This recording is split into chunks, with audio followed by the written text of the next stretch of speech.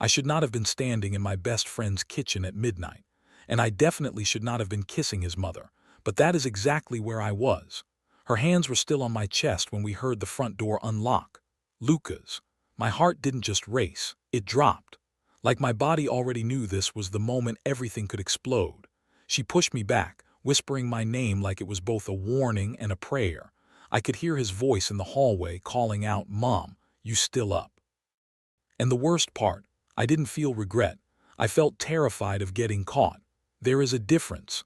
I slipped out the back door while she answered him, my hands shaking as I crouched behind the fence like some criminal. Through the kitchen window I saw him hug her, saw him laugh, saw him trust her, trust me. And standing there in the dark, I had one brutal thought. If he ever found out, would I choose him, or would I still choose her? That's the question that started everything. Because this didn't begin with some big plan. It started with a stupid joke. My name is Tyler Brooks, I'm 24. I fix cracked phone screens for a living and pretend I don't want more from life than I probably deserve. I don't have some big dream, no startup idea, no 5-year plan. Most days are simple: wake up, work, eat, sleep. Lucas was the first person in a while who made work feel less boring. He started at the repair shop 3 months ago. Loud, easy laugh, same taste in old rock bands. We bonded fast. He invited me over for tacos one Friday like it was nothing. "Mom makes the best," he said. "You'll see." I almost didn't go. I'm not the social type. I don't like meeting parents. I especially don't like being in someone else's home where everything feels settled. But that night changed everything. She walked in carrying a bowl of chips like it was just another normal evening. Marissa, Lucas's mom, 39, nurse, single since Lucas was little. She didn't look like the tired single moms you see complaining online. She looked steady, calm, confident in a quiet way. No drama, no fake energy. When she shook my hand, I felt something I wasn't prepared for. Not just attraction, recognition. Like she saw me in a way girls my age never bothered to. Dinner was easy. She laughed at our dumb jokes, asked real questions about work, listened when I answered, and I caught myself watching her. The way she leaned on the counter, the way she spoke about raising Lucas alone like it wasn't some tragedy story, just strength. After dinner, Lucas and I started playing video games in the living room. A couple beers in, my mouth moved before my brain did. "Man," I muttered, "your mom's hotter than most girls I've dated." Lucas burst out laughing. "Dude, gross."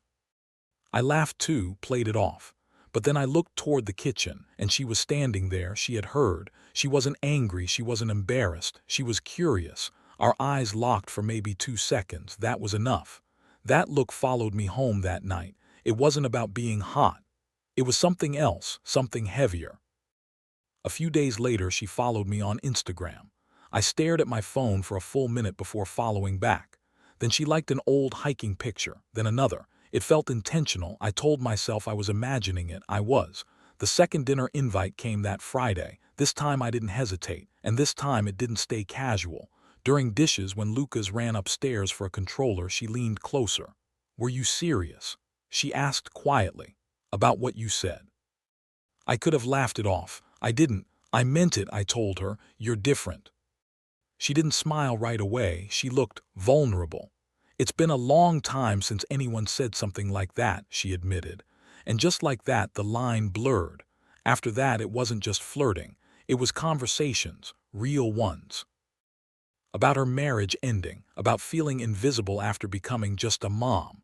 About me feeling stuck in a life that felt small. "You make me feel seen," she told me one night when Lucas was out. No one had ever said that to me. The first time she invited me over when Lucas wasn't home, I knew what it meant. I went anyway. It wasn't rushed. It wasn't reckless. It was quiet. Two lonely people pretending this didn't have consequences, but it did. Every time Lucas slapped my shoulder at work. Every time he called me family. Every time he told me how much he respected his mom. It dug into me. We tried to keep it controlled. Late nights, deleted messages, careful timing. But feelings don't stay controlled. They grow. She started pushing me to think bigger, to take night classes, to stop settling.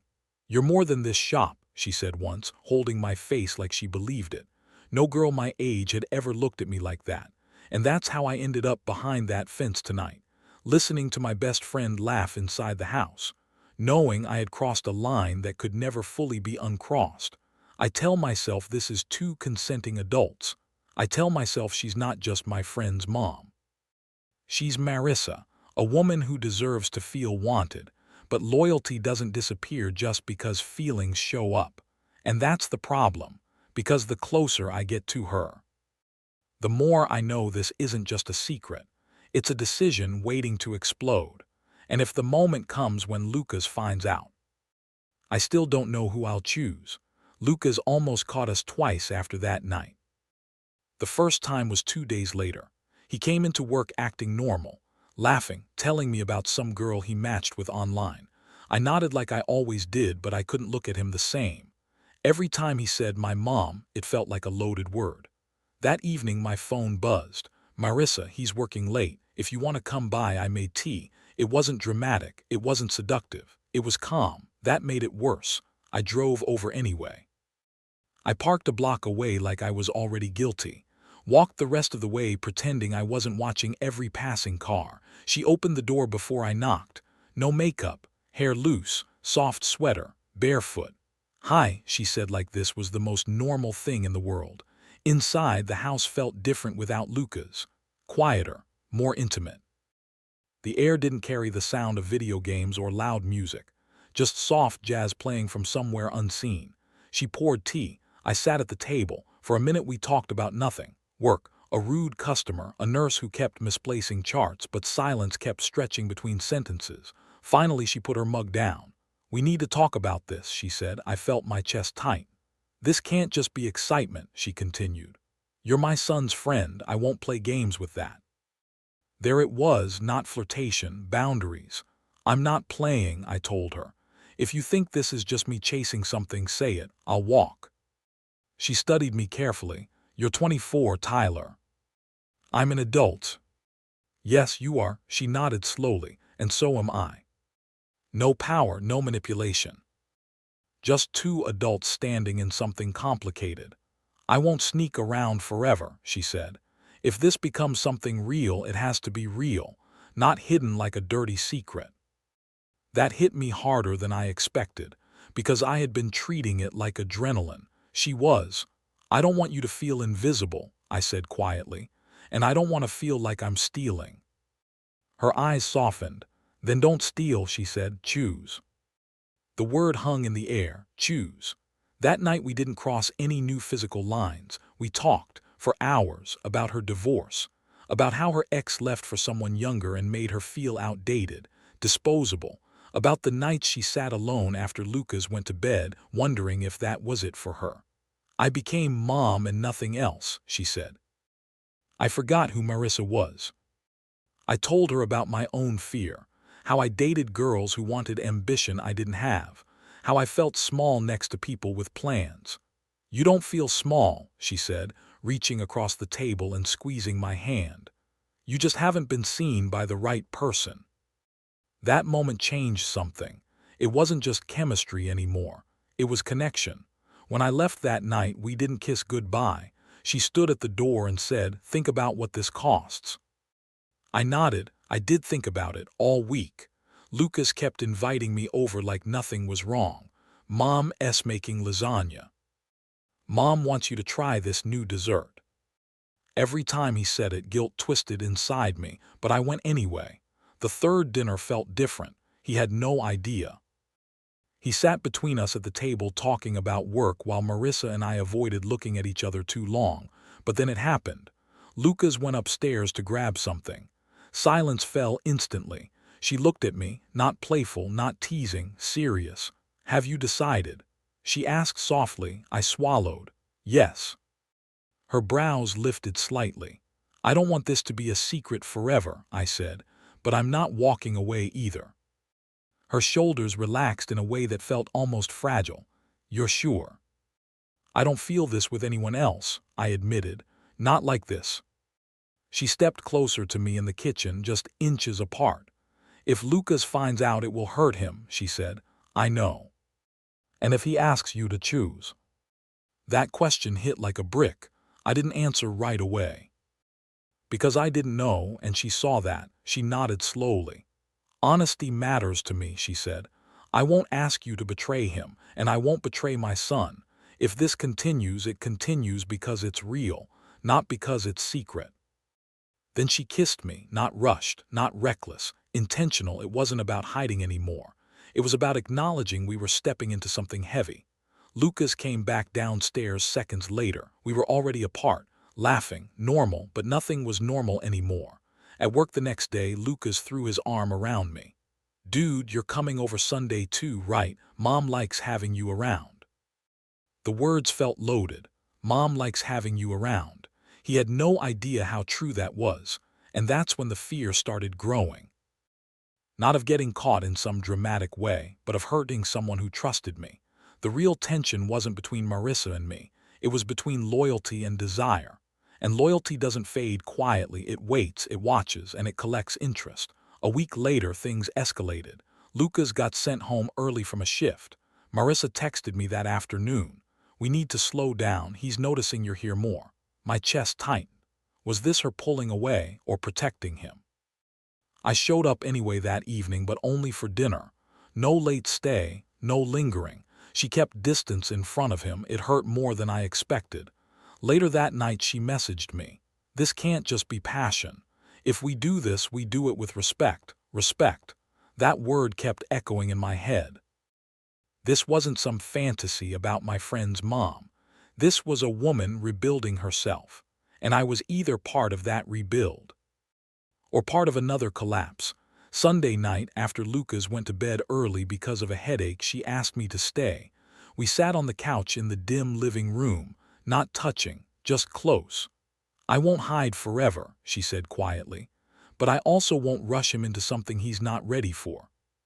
You think he'll ever be ready? I asked. She exhaled slowly. He deserves honesty, just not chaos. That line stuck with me. Honesty, not chaos. For the first time, this didn't feel like rebellion. It felt like responsibility.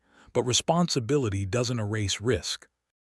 Because the more real this became, the more I knew we were heading toward a moment where hiding wouldn't work anymore.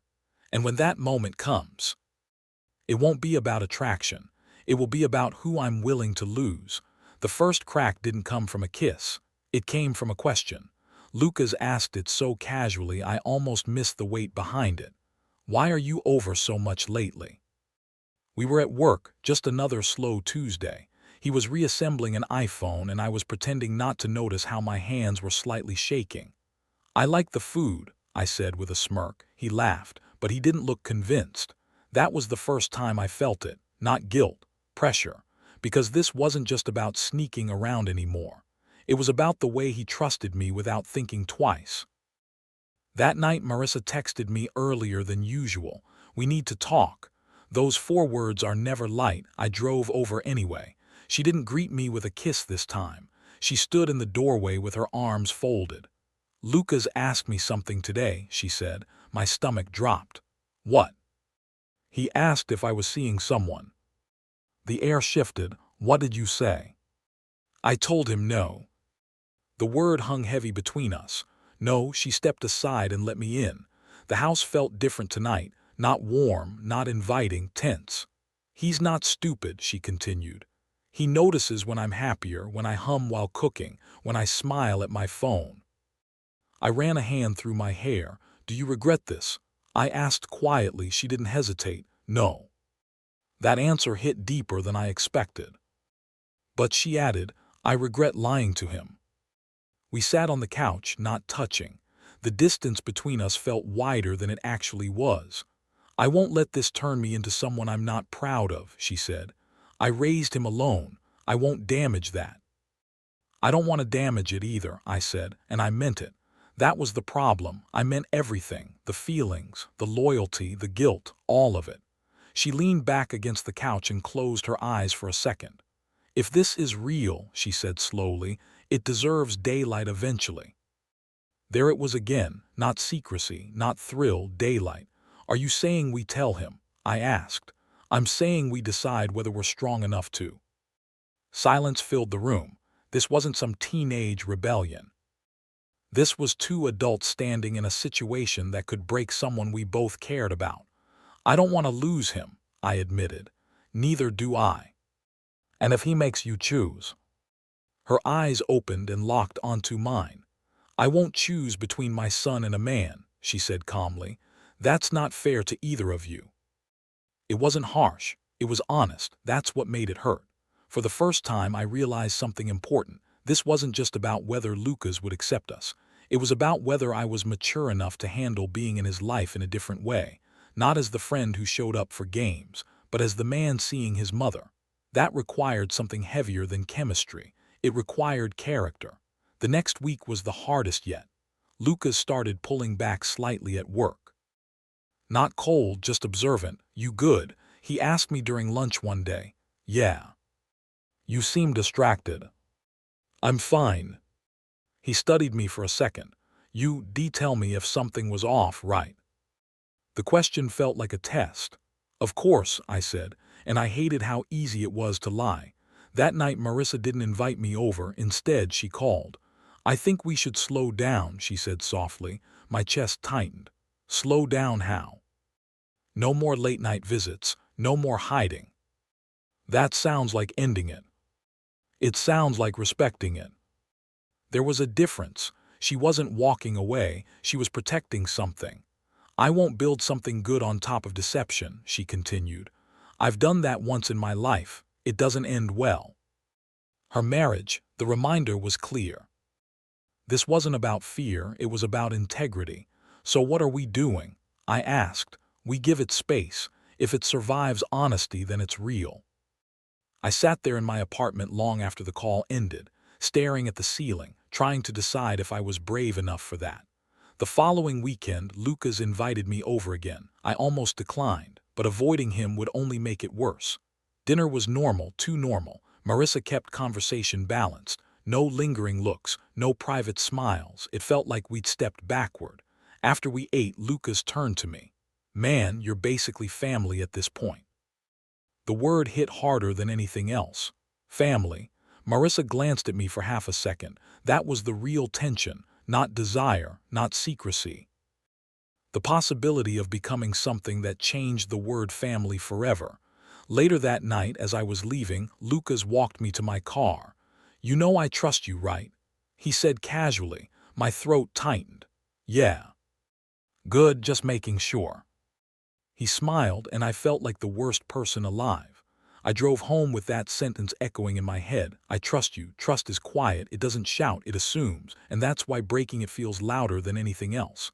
The next day, Marissa showed up at the repair shop. Not inside, outside. She waited by her car until my shift ended. Lucas wasn't there. Walk with me, she said. We walked down the sidewalk in silence. I won't let this become something ugly, she said finally. If we move forward, it will be openly, not recklessly, not cruelly. And if he hates me? I asked. She stopped walking. He might, she admitted, the honesty hurt, but he'll grow up, and if what we have is real, it will stand on its own. I searched her face. No games, no manipulation, just a woman who refused to live in the shadows anymore. That's when I understood something. This wasn't about sneaking around. It wasn't even about romance. It was about whether I was ready to step into a life that required accountability. Because loving someone connected to your best friend isn't simple. It forces you to grow up fast. Okay, I said finally. Okay, what? We stop hiding, but we tell him together when the time is right. She studied me carefully. You're sure? No, I admitted, but I don't want to build something I'm ashamed of. For the first time in weeks, she smiled without tension. That's the man I hoped you were. That line stayed with me, not the man she desired, the man she respected. And maybe that was the real turning point, because attraction fades, thrill fades, but respect, that's what lasts, still. There was one problem we hadn't solved, timing. And timing has a way of choosing itself, because 3 days later, Lucas saw something he wasn't supposed to see. Lucas didn't see us kissing. He didn't walk in on anything dramatic. What he saw was worse. He saw a look. It happened on a Wednesday evening. He had left work early because of a migraine. I didn't know that. Marissa didn't know that. I was at the house. Not late, not hiding. We were in the kitchen talking about nothing serious. Just standing close, too close. She said something about me looking tired. I reached out and brushed a strand of hair from her face. It wasn't sexual, it wasn't rushed. It was natural. That's when Lucas walked in. He didn't slam the door, he didn't shout, he just stood there, watching. The silence was thick. I stepped back immediately, like distance could erase what he'd just seen. Marissa straightened, but she didn't panic. "Hey," she said gently. "You're home early." Lucas didn't answer her. He looked at me. Not angry, not confused, calculating. "How long?" he asked. My mouth went dry. Marissa stepped forward. "Lucas, let's sit down." No, his voice wasn't loud, it was steady. "How long?" There's a difference between being caught and choosing honesty. This was the moment. I could lie, I could say it was nothing, but the way he was looking at me told me he already knew. "A few weeks," I said. The words felt like glass leaving my throat. Lucas blinked once. Then he laughed, but it wasn't humor. "You're kidding." I didn't answer. He looked at his mom. "Tell me he's kidding." She didn't. Instead, she walked closer to him. "Lucas, this isn't what you think." He stepped back. "It's exactly what I think." The hurt in his voice wasn't explosive. It was quiet, and that was worse. "I trusted you," he said to me. That word again, trusted. I nodded slowly. "I know. You're my friend." "I know." "And you," he turned to his mom. "You're my mom." Her face softened, but she didn't retreat. "And I'm still your mom," she said calmly. "Nothing changes that."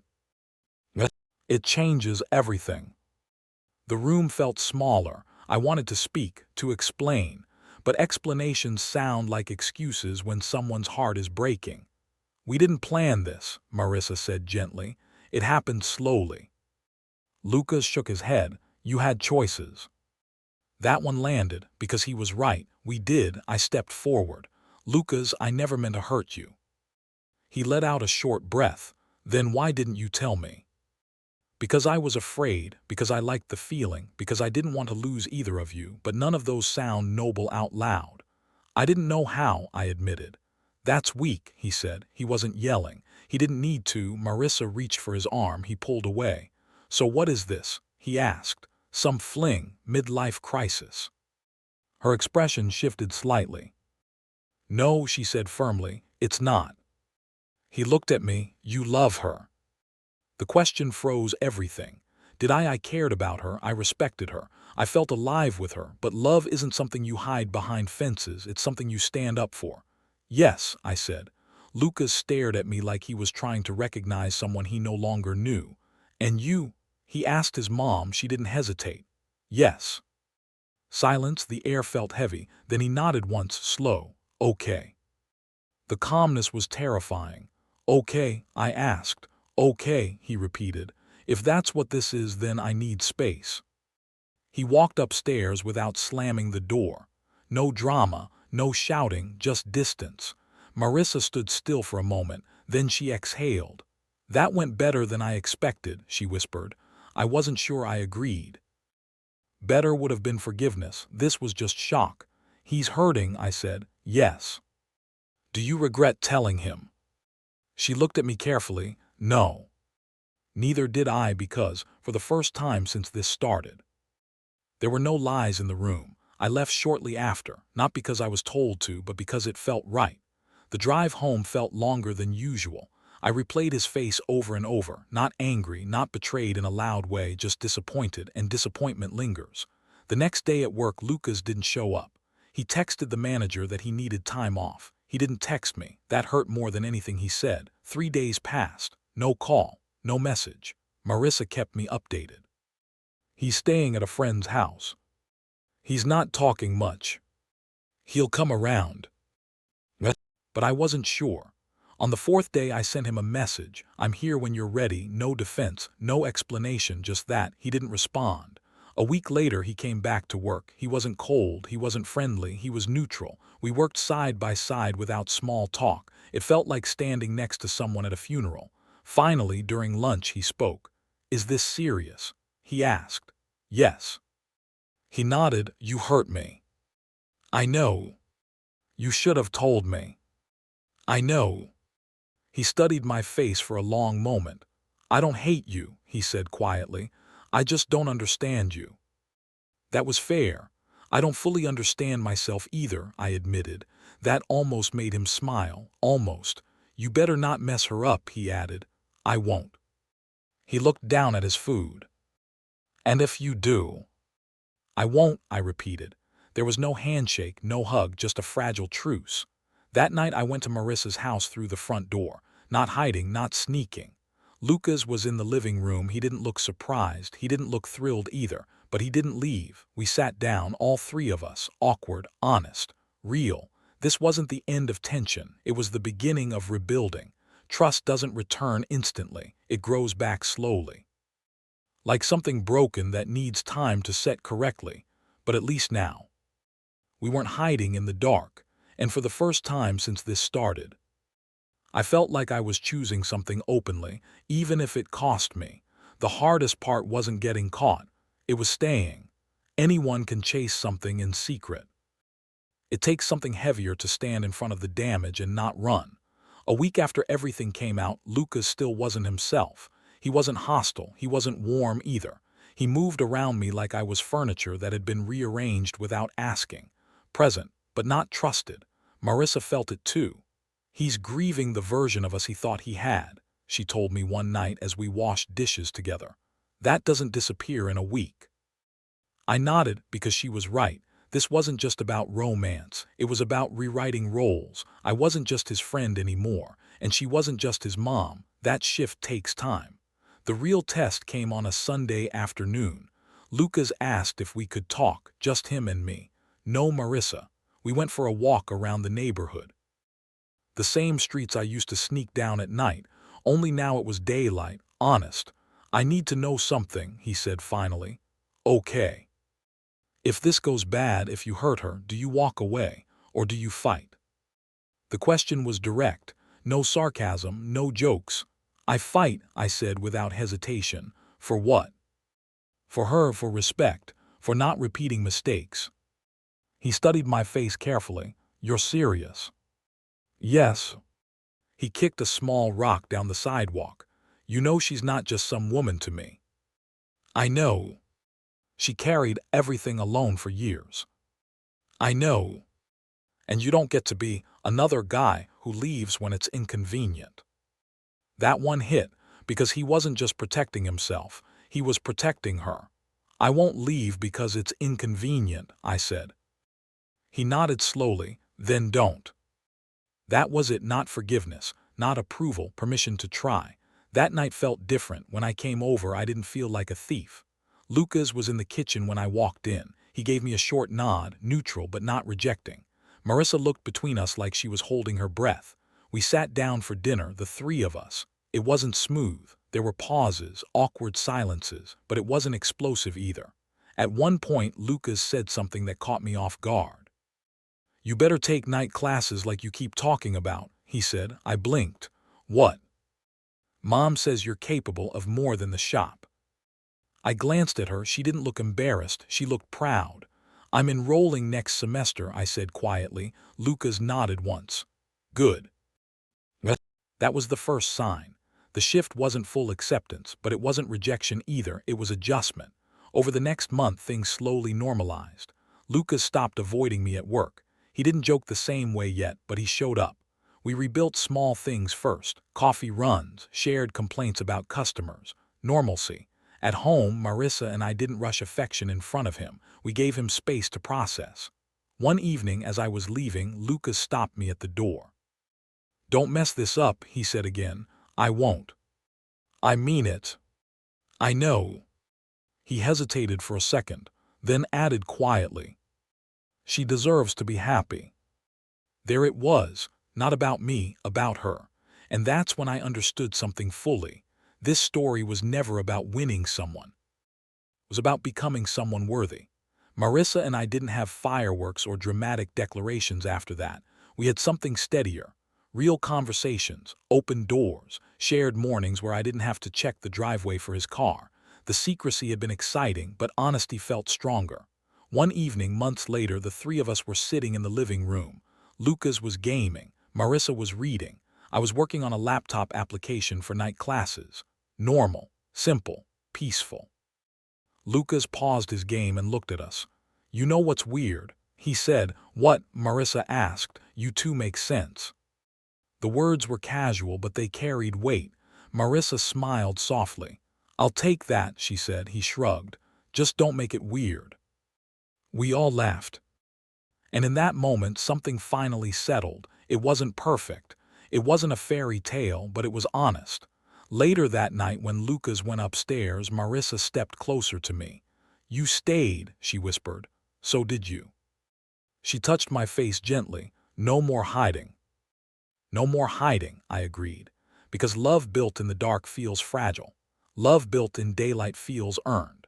Looking back now, I realize the joke wasn't the beginning, it was just the spark. The real beginning was the choice, choosing honesty over thrill, choosing respect over secrecy, choosing growth over comfort. Lucas once asked me who I would choose if it came down to it. The truth. I didn't have to, because choosing her meant learning how not to lose him.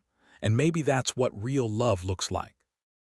Not stealing something that feels good, but building something that can survive being seen. Some relationships start with fire. Ours survived the light, and that made all the difference.